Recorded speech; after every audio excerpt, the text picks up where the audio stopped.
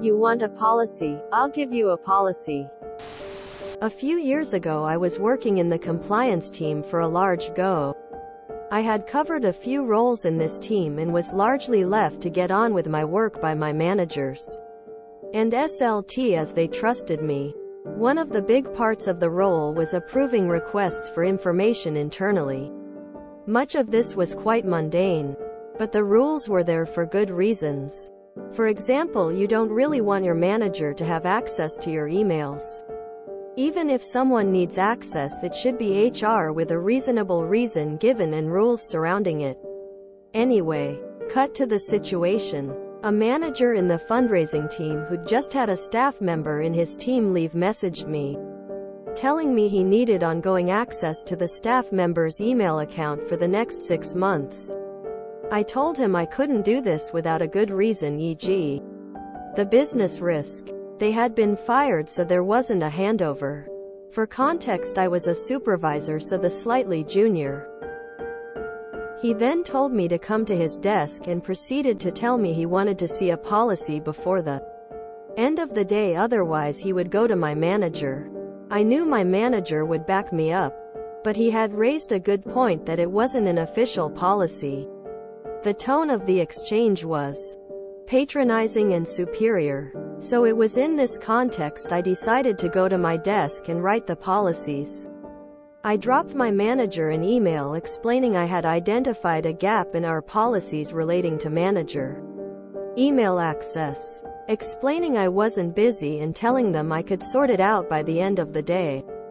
The policy was, I believe, a balanced and proportional policy explaining why unrestricted management email access is a bad business practice, unethical, and should only be done in set conditions carefully regulated. The manager whose patronizing and rude demand for this policy got a copy by the end of the day. I believe the policy is likely still in use. SLT equals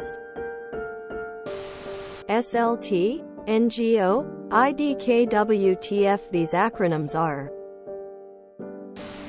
weird. Everywhere I have been, it's pretty standard to give your manager access to the email account of departing staff. I'm not sure if I would consider this full MC. In the end, this manager showed you the gap between your written and unwritten policies, so you corrected it. If the staff member left, why wouldn't the manager have access to their emails? Are you just going to let client emails go ignored and unanswered? Does HR know the ins and outs of what that staff member had been working on? Fuck, I hate our. I dunno. My email is company property. I don't have a reasonable expectation of privacy at that account. I use it for business, and anything in there I assume my manager or HR will eventually have access to. I have no problem with this. Everything I do with the email is for the company. When I left my previous company, there was historical context needed in my old email threads for ongoing projects and such. Conduct yourself professionally and you have nothing to worry about, I guess. Edit. Obviously, if your job entails confidential communication, this does not apply. However, if that is the case, you should probably send encrypted documents. So either way. Does NGO mean a no-good organization? Well done. You gave a policy. I have a friend who was a copy editor and wrote the publication's style book. She was there for decades. So when anyone, usually a new staff member, would question her about her edits, she'd just shrug and say, well, it's in the style book, as if she wasn't responsible. Don't policies like that have to be signed off? Most of my job duties are also according to strict policies, but those are revised and approved annually.